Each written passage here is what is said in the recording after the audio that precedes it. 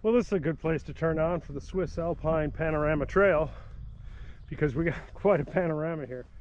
I will go around and point out a few features for today's video. We are 950 meters high. The name of this I'll put in the notes because it's a big long German word and there's not a chance I'll be able to pronounce it. So we are on stage 13 and we are going from the town of Wolhusen, which is just behind this tree here. Down there we're 1,100 feet above Wolhusen, and we're going to the peak of Napf, which is I think it's either the tallest nodule there in front of us. You can see some of the stone cliff that occurs right before Napf. Okay, so we're getting into the Bernese Oberland here, and of course once we cross over Napf, we are solidly in Emmentaler region, although most of these farms are probably producing for Emmentaler anyway. But straight ahead, that gorgeous view, that's the three peaks of the Jungfrau. So Jungfrau's on the right, Moch is in the middle, and Eiger is in front.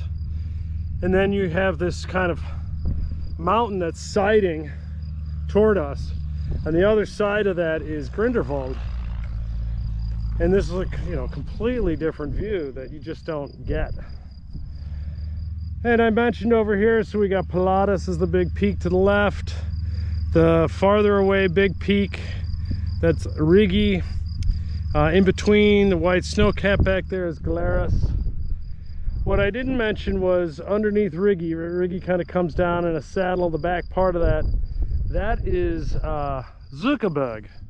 So I've got video of Zuckerberg hike and obviously all the sections of the Swiss Alpine Panorama Trail. Got a video of Pilatus that just released. Engelberg, it just happened to be, and the cable car down here is from the Trobsee, which is of course the mountain lake just underneath Titlis, which is the primary peak for Engelberg, which I think is just sort of behind. It's either this mountain in front of us or behind it. And so that's the Alps view. What's really cool about this up here is the flatland, the prairie view of the breadbasket of Switzerland. What we have over here is what you can just you can see this is all farmable. And of course for centuries this is the land where lords had their manors, and people worked the land for their lord, for protection. People fought over this land for generations, hundreds of generations back.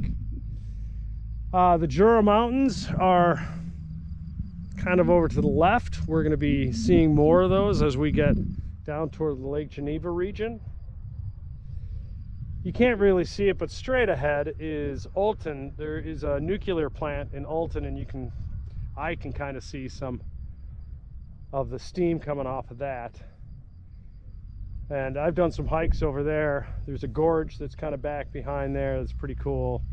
We've got this larger kind of plateau in front, and then behind that plateau is where the Habsburgs were their first castle, and where the name Habsburg came from.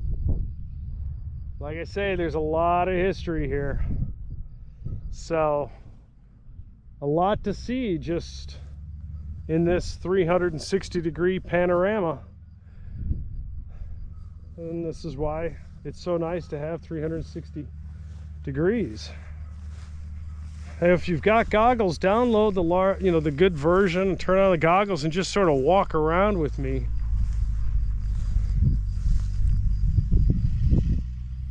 This is pretty spectacular.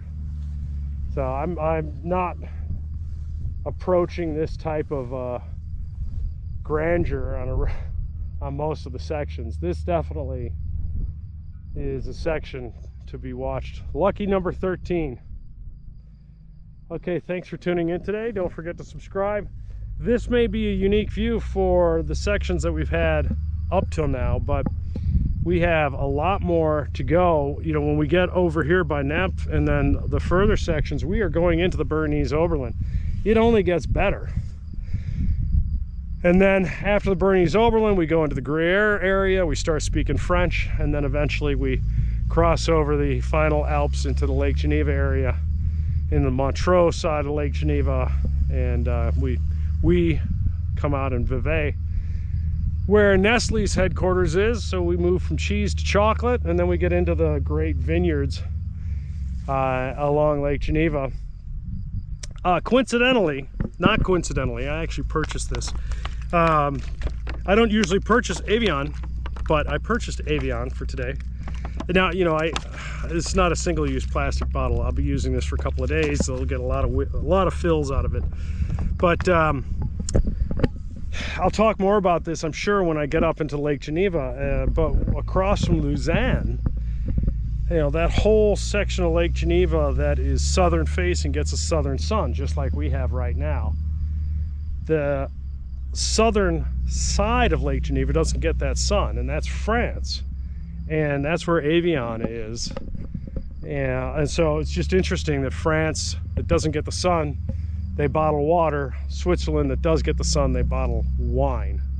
It's the same end product. One's fancier than the other. One has a little more color than the other, a little more flavor, a little more kick. But that area there is clearly a mecca for water use.